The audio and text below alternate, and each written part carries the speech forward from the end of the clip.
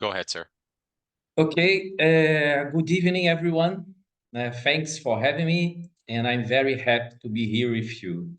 I'm Navy Captain retired Tito, and as well, an instructor and a research specialist in wargaming at the Brazilian Naval College.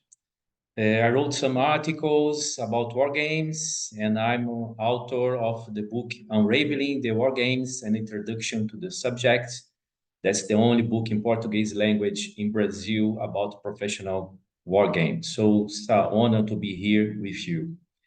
First of all, I will try with all my bones not to hurt your ears with my English, because I'm not a native speaker. But so I will try, so I will speak slowly for you. Now, it's a short and important disclaimer that I would like to say. Although I am an instructor of war games at the Brazilian Naval College, some opinions and reflections will be mine and will not represent an official view. In this presentation, we will talk about how wargaming is done in the Brazilian Navy. So, I will talk about the Brazilian Navy Wargaming Center, which is located in our Naval War College in Rio de Janeiro. This is our agenda for this presentation. As you can see, we will navigate from the past to the future. My intention in this presentation is to try to show you our origins, our capabilities and capacities, and our future plans to give you a better understanding of subject of this presentation. So I will talk about how we were forged, who we are, what you do, our focus, other clients in Brazil, international war games, our Wargaming Simulation System, and future plans. So our Naval College was founded in 1914 in order to better prepare our officers for an increasingly complex world in naval warfare. And we began using war games that the same year. In the beginning, we had the support of US Navy. First, in 1914, with Commander Philip Williams, who was a naval attaché at that time. And in 1917, with Captain Vogelgesang, who was a US Navy instructor at our Naval College. Then he became a Rear Admiral and Chief of the US Navy mission in Brazil. So in other words, we have US Navy DNA in our war games, as you can see. And we can say that the war games were the starting point of the partnership between the Brazilian and the US navies. Now, perhaps the question of why the Brazilians are choosing the US Navy is coming to your mind. And my answer is that your Naval War College has been using war games for a long time. I think since 1889. So we can conclude about the importance of the war games for the Brazilian Navy because they were carried out together with our Naval College. As a result, we became the first educational organization to use the war game methodology in South America. In the picture below, you can see the Brazilian president, Getúlio Vargas, being briefed on our floorboard.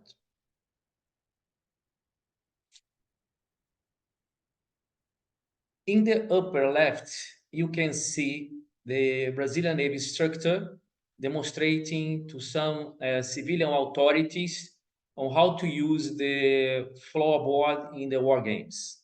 In the upper right, you can see players with their mentors in tabletop war games, and you can see also the war game clock that was used for time control, such as speed time or jumps in time.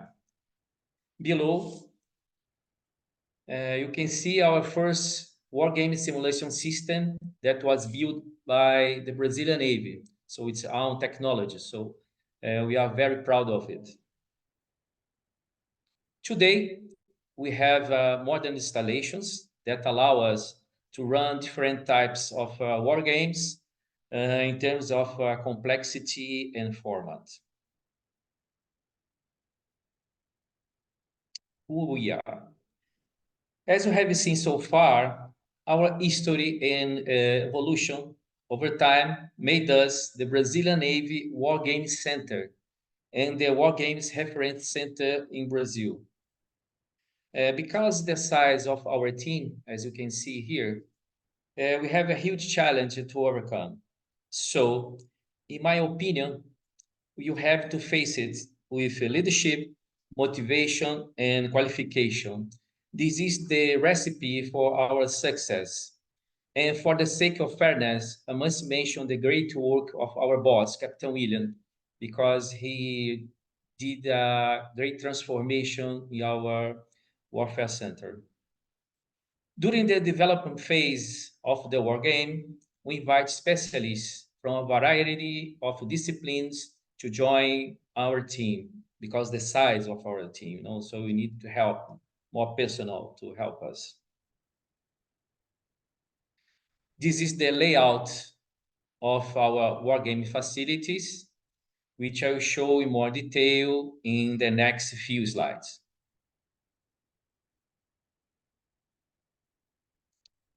Our auditorium has a capacity of 180 seats. It's used for wargame seminars, workshops, and briefings. We have a briefing room for the discussions of the control group.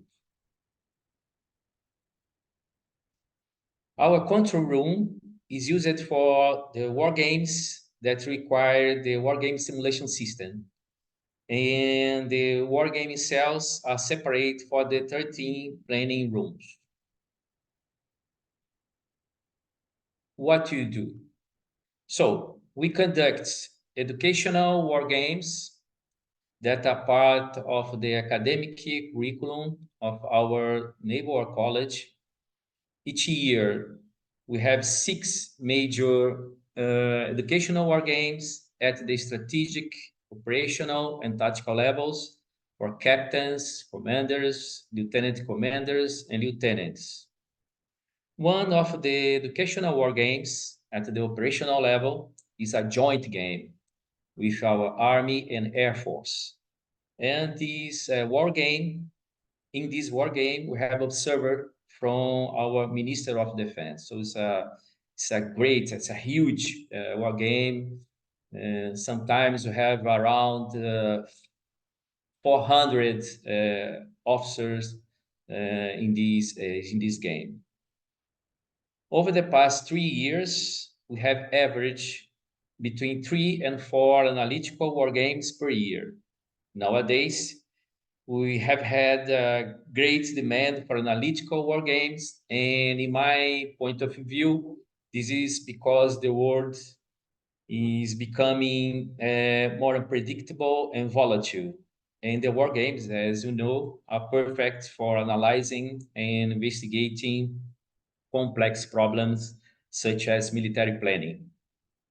Since last year, we have been running wargame course for a year for civilians and military working on complex problems in the Brazilian Navy. In our course, we teach almost everything about wargaming, from history to methodology. So we have 2 goals with this course. First, to promote the wargaming mentality, and second, to help improve the decision-making process of our personnel. We can provide consulting for military and civilian organizations, as we did last year for an environmental disaster war game. It's a huge war game with 140 personnel. We are constantly studying wargaming to improve our methodology with the best practices in the world. and the lessons learned from our war games. Our current wargame handbook is from 2018. Our focus. The Brazilian Navy is our focus. So we are required to do war games related to complex problems of the Brazilian Navy of today, the Brazilian Navy of tomorrow's near future, for example, from now to 5 or 10 years, and the Brazilian Navy of the future is a long term, from 10 years to 30 years. This is important for our capability-based planning.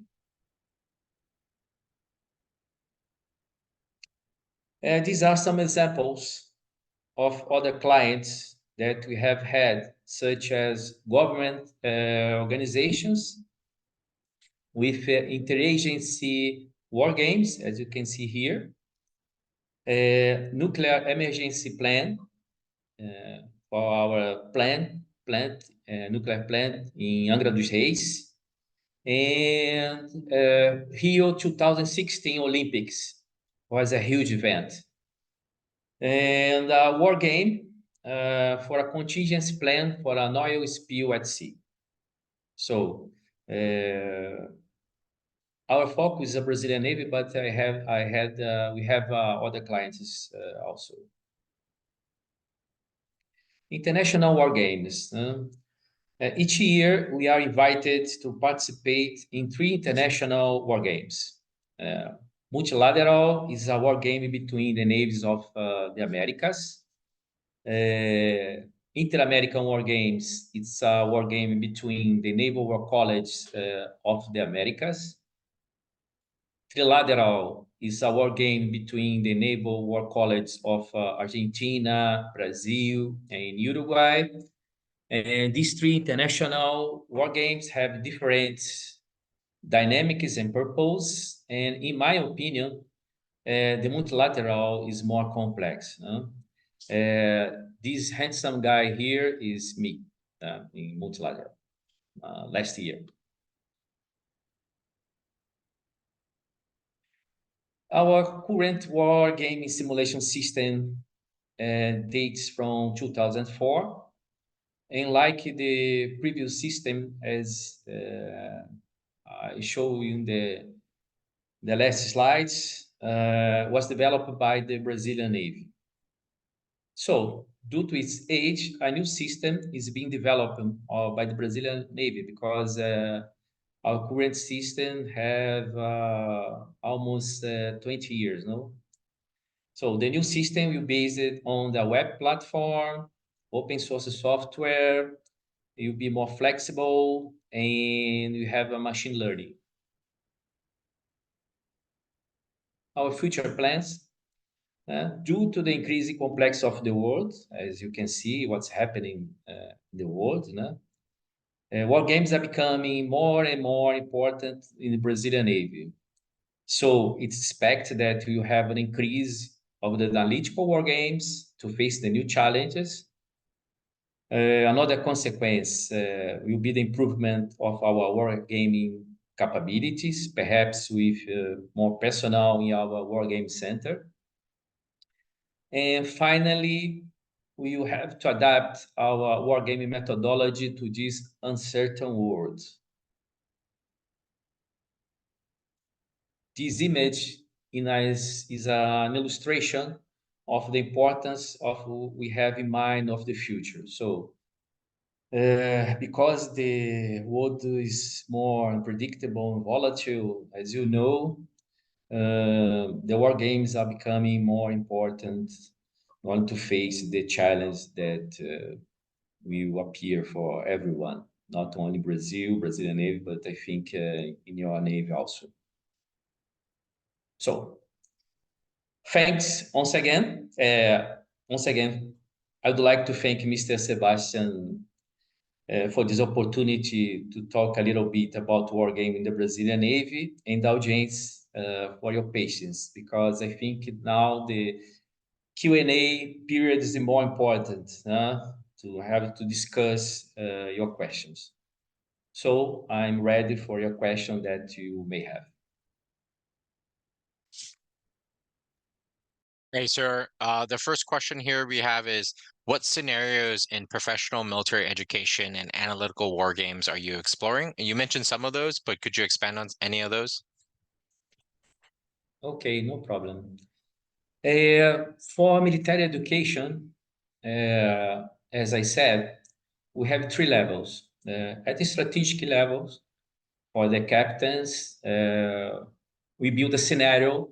It's a crisis scenario, and they will work as an advisor of our Minister of Defense. So the strategic and political level. For the operational levels, commanders and lieutenant commanders, you build a scenario that we give you priority of the maritime environment in order to our officers to training their skills about the naval operation, naval planning, joint planning, and so on. So is learning by doing. And in the tactical level, for the lieutenants, is a level of a task group, for example,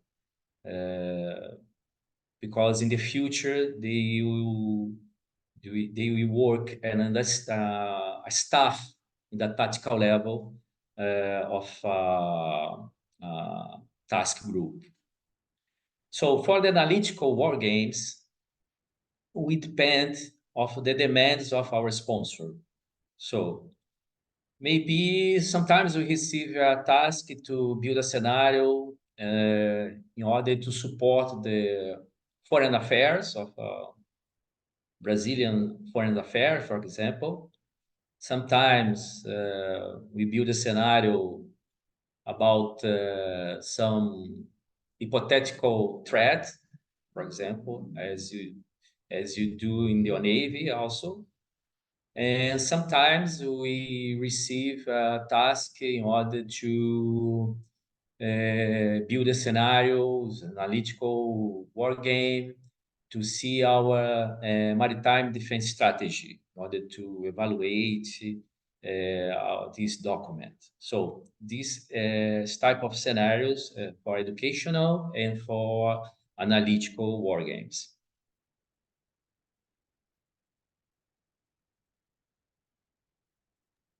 So another question expanding on that is that, do you ever explore historical or hypothetical conflicts in any of your games? Not yet. We are ready to build scenario to about historical war games, for example, Falklands War.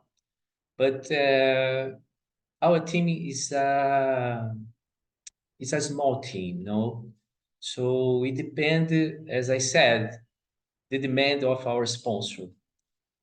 Nowadays, as the world is becoming more unpredictable and volatile, and you can see the oceans, the sea is becoming more and more important. Sometimes we receive some tasks to build scenarios in order to how the Brazilian Navy will face these challenges. No, but we are able to build scenarios, historical scenarios for analyze the past, decision took in the past, né? But we depend on the sponsor, no? But we are ready. We are ready. We are able to do that.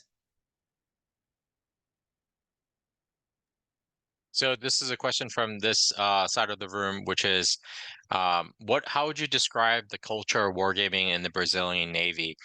For instance, here in the U.S. Navy, wargaming tends to be mostly limited to the Naval War College, Naval Postgraduate School, the schools of residence, and PME, and does not have a very strong culture of wargaming out in the fleet itself, beyond operational planning.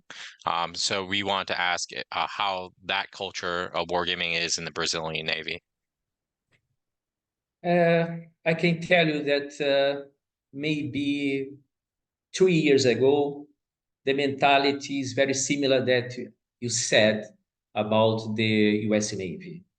But now, our mentality, the mentality of our Navy is changing because we are showing to our naval leaders the importance about this methodology, you know.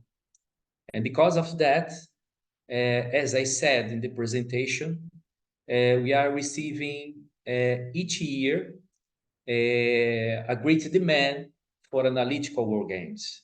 And one thing that helped to change this mentality was the course that we are running since last year, because we are improving the mentality about the war games, no?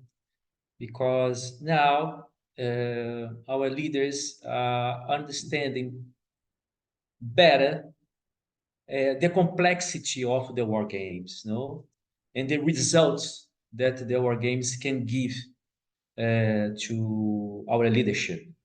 So I think maybe last year was a breaking point, or changing point of the war games in our navy, and I think that the future will be brilliant for us.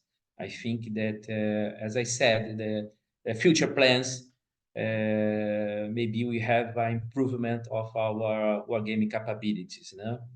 Because, as you know, it's a cheap methodology that can give a great result for the decision makers. So I think now our leadership is waking up for this importance of the war games. So we have another question here in the room, which is, you mentioned you do international war games, both trilateral, multilateral, like the game for the Americas, American navies. Do you do any bilateral gaming with the U.S. Navy? It's a good question. uh, we would like to have a great partnership with your naval college, because as you saw, we have a US Navy DNA. So we have the same speech, the same mentality. And we are two great countries, one in the north, another in the south. So maybe if we have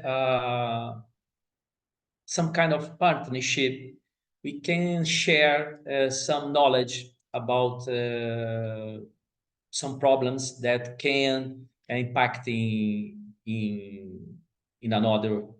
So it's a shame that we don't have a partnership. I think that would be great for both navies, both countries, né? Because when you build a scenario together or make a war game together, we understand better each other, no? The mentality, how you do business, and we can strengthen our partnership, friendship, and so on. Command and control also the difficulties and so on. So we don't have a partnership yet, né?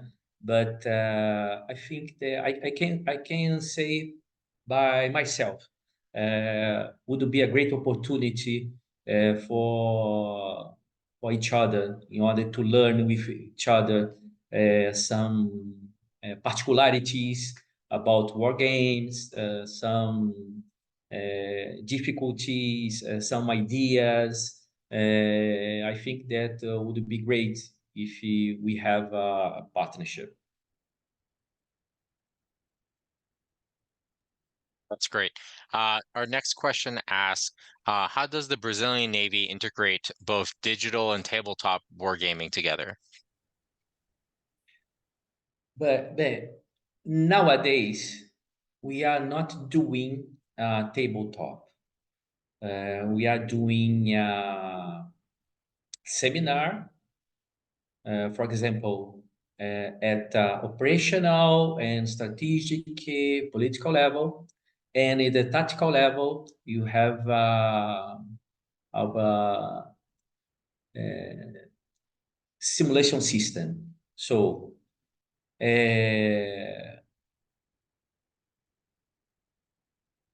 maybe I say in the past we did tabletop, as you saw in the presentation. But nowadays, although we have a capability to do tabletop, we prefer to conduct our war games with seminars to discuss ideas, to put some injects to our players, to ourselves.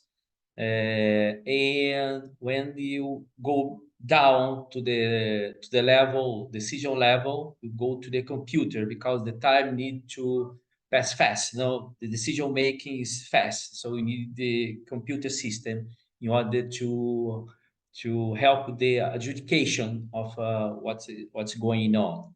So nowadays we don't use tabletop. We use only seminar and computer system. In some war games we use both. No, we can use a seminar and a computer system also together. Depends of the objective of the game. No, sometimes you have a war game with the two great cells. One representing strategic and political level, another one operational and tactical level. So in the same war game, we put the system, the scenario with the assets and something like that. And the tactical level is making their process, decision-making process. Sometimes they needed to send some requests to strategic operational level. So there we'll do some seminars and they gave our orientation to the tactical level. So it's a complex game that we can make it like as a hybrid war game with a seminar and computer system. But nowadays we don't have a tabletop. So that's interesting since the vast majority of wargaming here in the States is tabletop or some kind of manual version. Could you explain why the Brazilian Navy sort of shifted away from that and to embrace more seminar or digital gaming? Maybe because the size of our team, no? For example, if you see the Naval College, maybe we have 300 personnel to work in the wargaming department. And in our department, we have 22, 9 officers and 13 enlisted. So for us, I think that our objectives will be achieved more easily if you do by seminar and computer system. We have a different realities, no? So for us, seminars and computer systems like a glove. So depends. For us, it's working very well. I think that for educational purpose, because in the past we did more. I will be upfront with you. In the past, we did more educational. Maybe some years, 5, 6 years from today, we are doing more analytical war games, and maybe that's the reason that you don't have more tabletop. But we are able to do that. But I think that we need more personnel in order to do tabletop other types of, for example, matrix war games, something like that. But the huge challenge for us is the size of the team, because it's a small one. So we are a great expertise to build scenarios, but it's a small team. So it's a great challenge for us.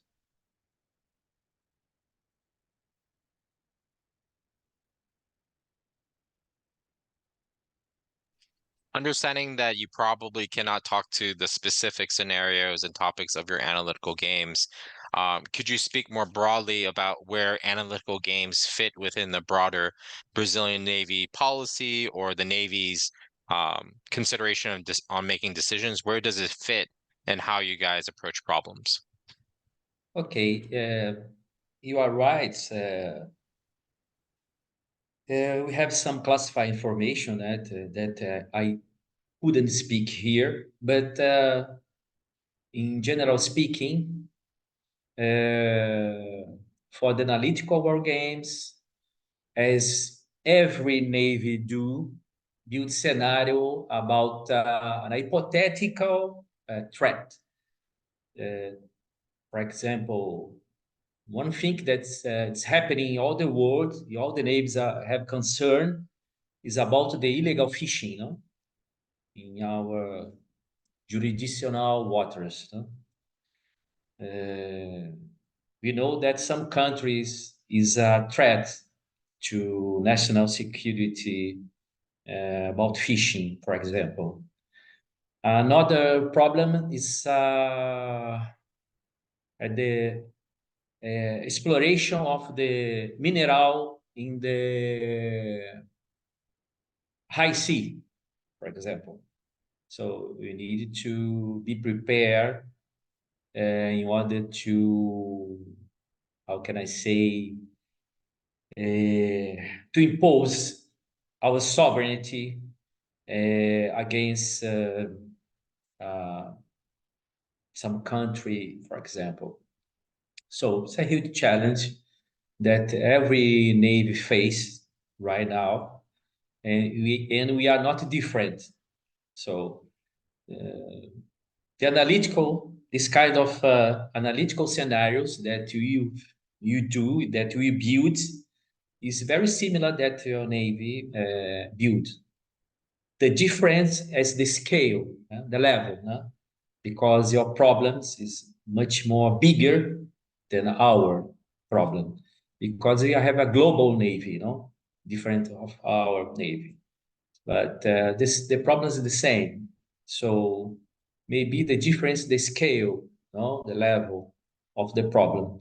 But scenario broadly is the same problems all navies face.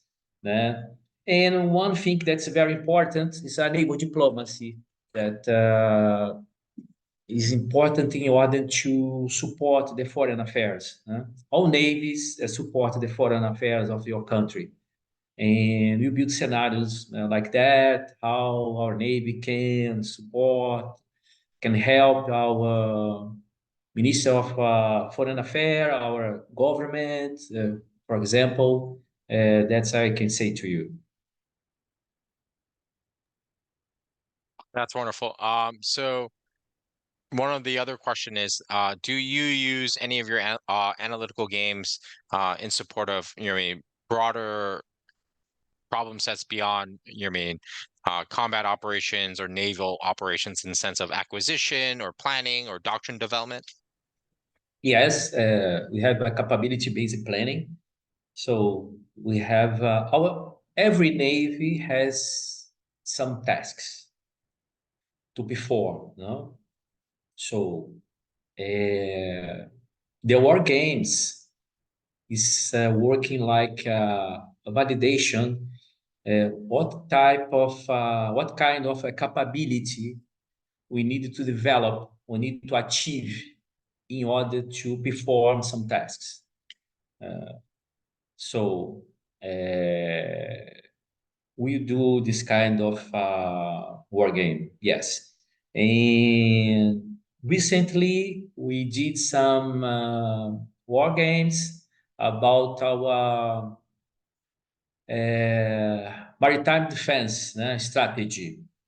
So our games sometimes show some vulnerabilities that you need to improve.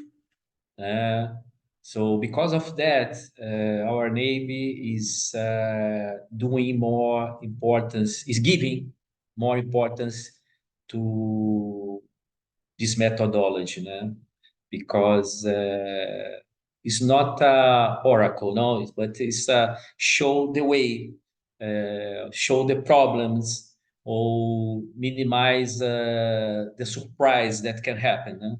So we do this kind of war games. So it's very important. Because of that, as I said in presentation, the increase of the request about the analytical war games is increasing for us.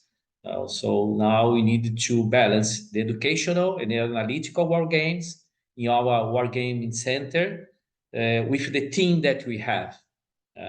So per year, we have, for example, 12 or 13 great war games between analytical and educational. No? Maybe for you is a small number, but our war games are very complexity and very big. One of these war games, we took about 9 months from the specification to execution to analyze, for example, a very complexity war game.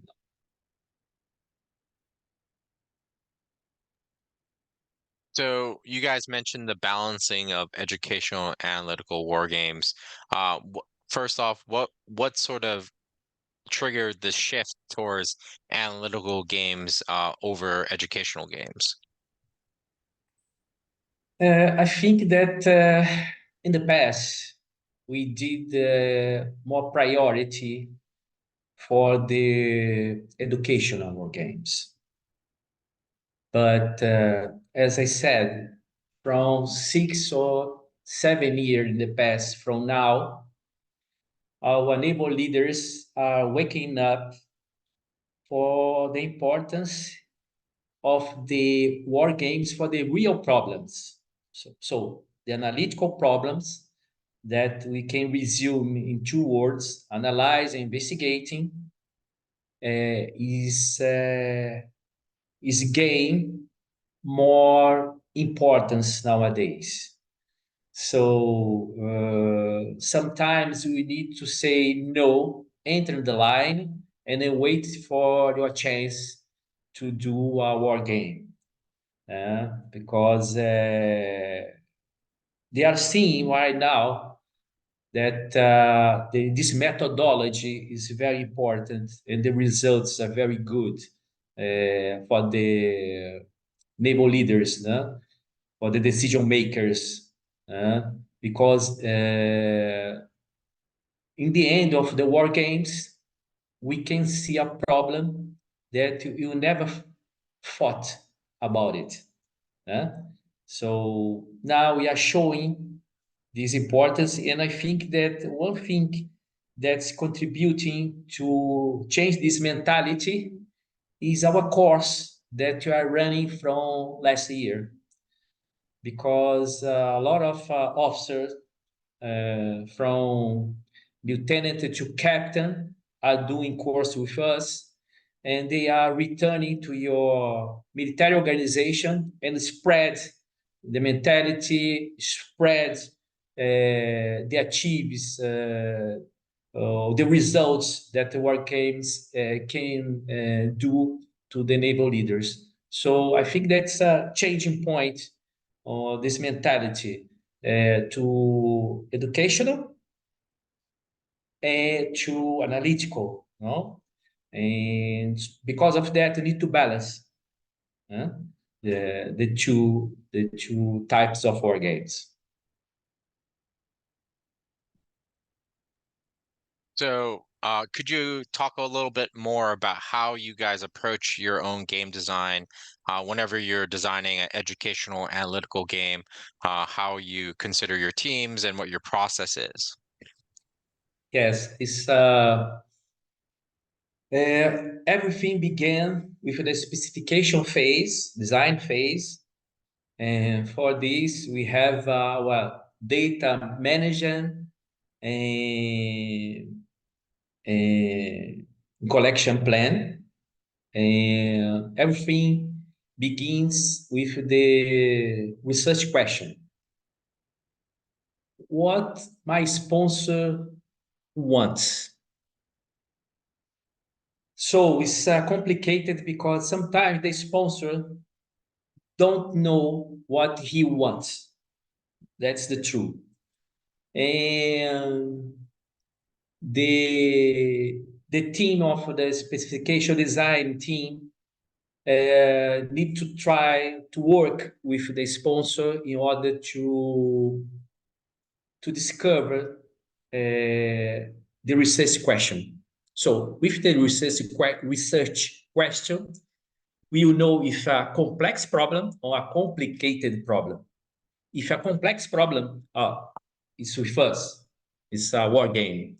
If it's not a complex problem, you need to go to another guichet, for example.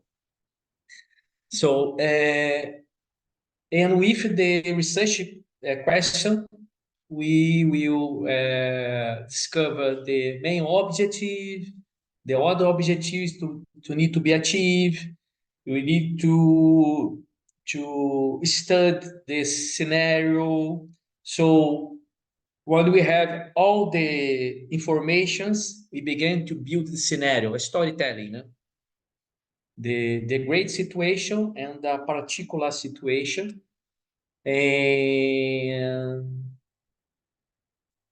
And we choose the players, how many cells we have, if we have only a blue team, a blue cell, a red cell, a green cell, for example, other cells. No? And it's very similar that I think that your neighborhood college do. Very similar. So we have a methodology in order to use our critical thinking to have a good arguments to make a good scenario, to establish the goals that you need to achieve with this war game. So you need to follow the methodology that we develop in our naval war college, in our war game center. We have a particular methodology.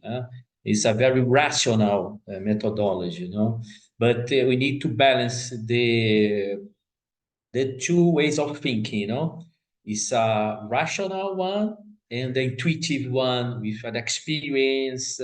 We need to put the dilemmas for the players, the experience of the specialists, for example. So we have a good system to build scenarios there. But the challenge is that we have a small team, We follow the methodology, but that's our limitation. If we have more personnel, we can do more, So the problem is the size of the team. But we follow a methodology from the beginning to the end. So we pass to specification, to planning phase, to execution, to validation, to evaluation phase with the report, the sponsor. So we have a methodology, good methodology to do war games, to build war games.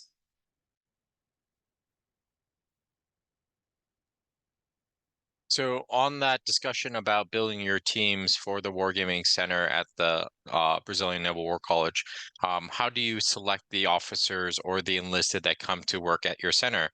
Is there a path or is it sort of part of their broader career progression? So in our Naval War College, we have two great departments. One department is responsible for a post-graduation school, for example, master degree, doctor degree.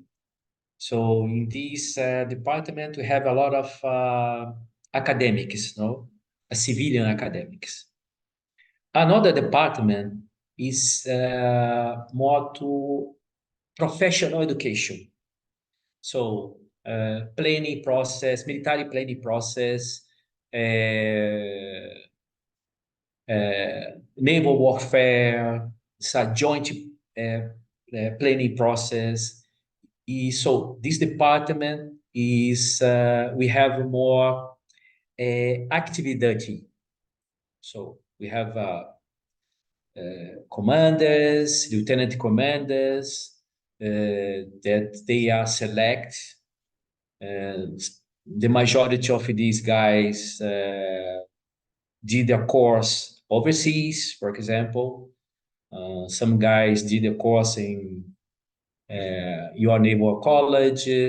Other guys made a course in the China Navy, for example, in the Spanish, in the France, the Chilean Navy, Peruvian, and so on. So they bring expertise. They are very well select, and these guys help us our in the development phase. They bring to us some knowledge of some of your areas that help us to build a broader scenario. And these guys will take part also in the white cell with us. No, you'll be adjudicators, facilitators. But when you have a more complex scenario, sometimes we invite the specialists from the another department, as I said, which are academics. They bring us all your knowledge about foreign affairs, for example.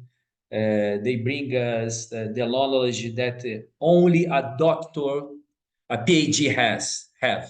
No, so we assemble together the political strategic level with the operational and tactical level of these another guys, and you build the scenario together.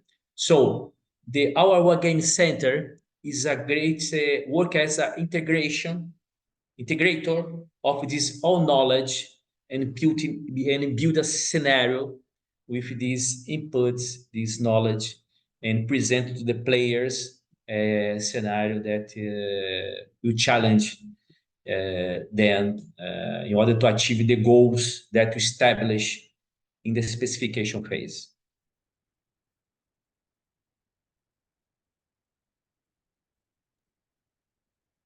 Looking across Brazilian wargaming in the Navy, what are some challenges that you guys are currently trying to solve, tackle, or anticipate in the future? It's a good question. Uh,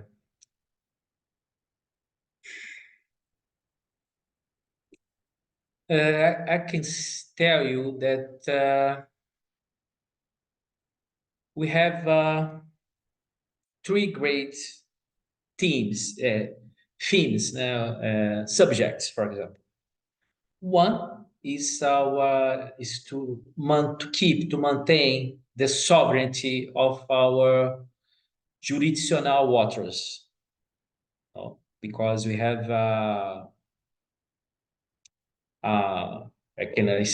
tell you a blue Amazon. It's a concept that we have a very huge maritime zone to watch, to preserve. So it's the main challenge. The second challenge is that we will never know what will happen, because, as I said, the seas are becoming more, how can I say, important in the world scenario. You know? Every day, the countries want to explore the wealth of the seas. And maybe one time you can be challenged from one country about that. So you need to be vigilant about that. And the war games help us to, in order to give us a way, a roadmap to develop some capability in order to be prepared to be challenged, for example. And the third one is about how our Navy or all navies can support the foreign affairs of your country. Because as you know, only a Navy, I it's not because I'm a Navy captain, but only a Navy has a capacity to reach the global, no? So the Navy can help your country in other continent, for example, to show the flag, to make some partnership with other country, to build some navies, for example, to give training, so to strengthen the partnership, the relations between countries. So I think that the three main pillars that my navy is have a concern or make some analytical games, but I think the majority of the navies have this kind of priorities. No, that's sovereignty, and how can help your country to be important in this complex world, you know? Absolutely. We're having some of the same challenges here in the United States in our wargaming community. Um, I always ask this for all of our game designers who come onto our webinar series, which is, um, if you could, I mean, design any game, I mean, where time and money is not restricted, and you could do whatever you wanted, right? Which is a designer's dream, and rarely does it happen. What kind of game, for what purpose would you design a game for? But I speak by myself. Huh? If I have the power, if I have the budget and everything that I want, I'd like to build a scenario that can help my government to see that the future is at sea. The prosperity is at sea. I'm talking about Brazil because if you see our west frontier, we don't have problems because all countries, all neighbors, we have a good relationships. We don't have problems of frontier, uh, continental frontier problems. We don't have it. But at sea is always a challenge. When when you remember the history, the first Great War, the second Great War, when you saw the problems about the maritime communication, line of communications at sea, and you saw that Brazil has a great coast. For example, 95% of commerce of my country is doing by sea. 90% of oil is from the sea. 80% of gas come to the sea. So in the sea, we have a lot of wealth. And every year, all nations build a strong navies because every country knows that the prosperity is at sea, as Mahan told us in the past. Because of that, you see the China is build a huge navy, no? Because they want to make secure his line of communications. No?